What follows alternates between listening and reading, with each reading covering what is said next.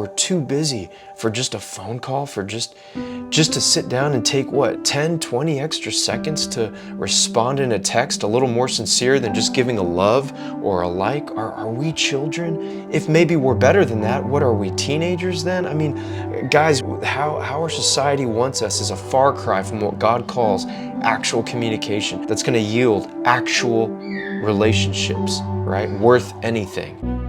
To realize our need for God, to make time to spend alone time with Him, that we wouldn't need a priest or a preacher because God gave us a Savior, that gave us access to a Father, that when we submit to a process, not of our making, but of His, we can be initiated as men into true masculinity, that we can be led by Him so we learn how to lead, that we can be loved by Him so we learn how to love.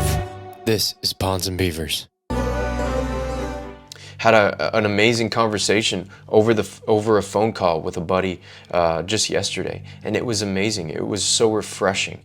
And it's sad that that's a rarity. It's sad that only happens so often, that it's rare, because most of conversations I have are in text, which is already a low standard, an adolescent form of communication, and now the standards are even lowered and more like toddlers learn 1 to 2 words, sentences, and that's where communication has gotten right now. Toddler level, guys, toddler level.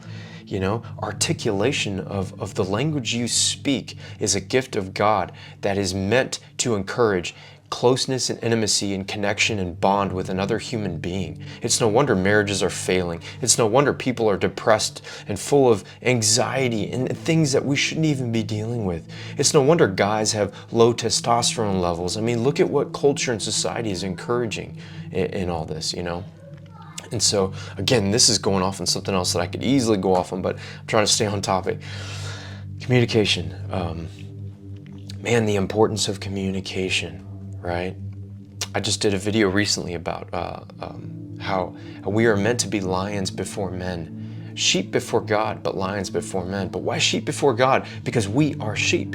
We are wildly vulnerable, right? And we are incredibly helpless and need to be protected and cared for, need to be led, need to be influenced. And if God's not the one influencing you, if we are letting that river take us and we're just, call it apathy or call it passivity, call it whatever you want, but lacking character of heart, where we are so obsessed with comfort and conveniences that we'll compromise ourselves as men to just succumb to the direction that the river of culture and society, this world, the devil, the enemy who hates us, wants to take us towards, right?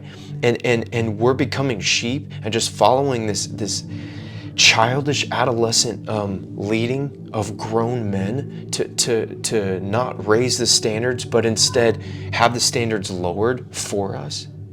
That's a problem. That's a problem, because we as men are meant to be leaders. We as men are called by God to be the standard setters and fighting to keep those standards up high, not be led by the sheep of this world that will gladly cripple us and cause us to become static and to stay sheep. When we have the opportunity to communicate, do we care when we communicate? Are we articulating a practical approach to an English language that gives us the opportunity to offer our sincere thoughts and our share our hearts in sincerity, to actually care about not only who we're talking to, but how we're talking to them, what we're withholding from them in the relationship, because whatever we invest into a relationship is what we'll get out. And it's no wonder that our relationships are farting out not much of anything, right? And that we're empty from that, right? And I look around and I don't see real community.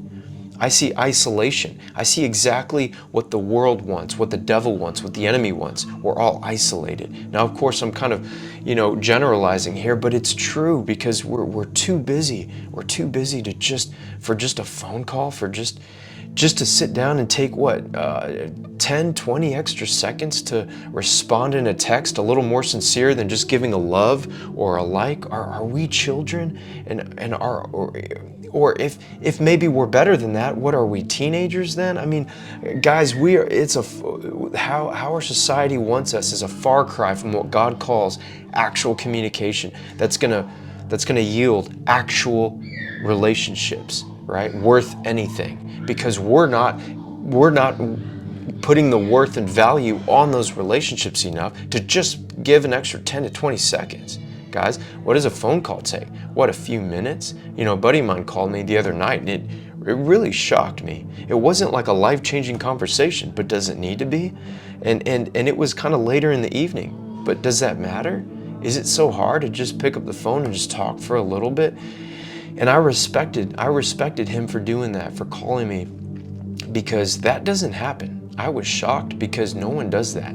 You know, when I say no one, I mean, you know, of course I'm being generic again, but anyways, all that to say, you know, I don't want to go around in too many circles. You know, repeating the same thing is good. It's good for us to just sort of chew on this. And man, this really, when God was showing me all this, man, it was sobering, because I'll just say, for me personally, I can look at so many times where I've become the person that has hurt me in the past by, you know, giving me just their kind of leftover, superficial lack thereof of sincerity in their communication with me. You know, friends, I'm talking about friends and family in the past, and how that's hurt me and how that's just left me disappointed in guys that I expected more of, that they're better than that, but that was just what they were giving me, right? Because they're being sheep. And I can see how I've become that same way over the years, because of that influence. That influence is so strong. If everyone else is doing it, well then, man, if you can't beat them, join them, man. Like, well, why not just do it then too? Why not join the like club and the love club, and just, you know, just respond in 2-word, you know, like teenagers, like toddlers do, you know, 2-word answers, 2-word responses. Like, man, what am I doing? I'm succumbing to the same thing, guys, and I'm guilty of that, and I'll admit that right now, right in front of you, man. I'll say that I need my heart to be shifted back into what I know is better. I know better than that. I know that God has better, that He wants better. So anyways, guys, I hope you're challenged, man. I'm challenged, and you know, it's not fun to hear things like this, man, but you know, if God doesn't tell us these things, who's going to tell us? Nobody, because again, culture, society, and everything, they want us to be more childish. They want us to be descending in our growth instead of ascending to maturity. You know, as always, this is directly correlated and directly connected to our relationship with God, and how we invest in our relationship with God is how we're going to invest, or lack thereof, in other relationships around us. So again, make time to get away and get alone with God, because how we treat God is how we will treat others. And so as we learn to make time for God, we're going to learn what that means to make time for other people. When we get away and get alone with God, we're going to learn the value of getting away and getting alone with someone, and making that sacred, because it's worth it. Relationships are the most worthy thing that we could ever invest our life into, because a life with relationships is a rich life, and that is what God intends for us. So guys, focus on God first, make time, get away, get alone with God first, and it's gonna blow your mind how that directly impacts your relationships. And guys, let's not succumb to the world's standards of what communication is. Let's stop the 1-word, you know, responses and the loves and the likes. It's fine to do that, but that should not replace intelligent responses that are sincere, right? And a good use and articulation of an English language that we're very capable of using, right? We're not that dumb, so we ought to not act that dumb, right? And let's let God change our heart in that, and our mindset and perspective on that. So anyways, guys, until next time, see ya.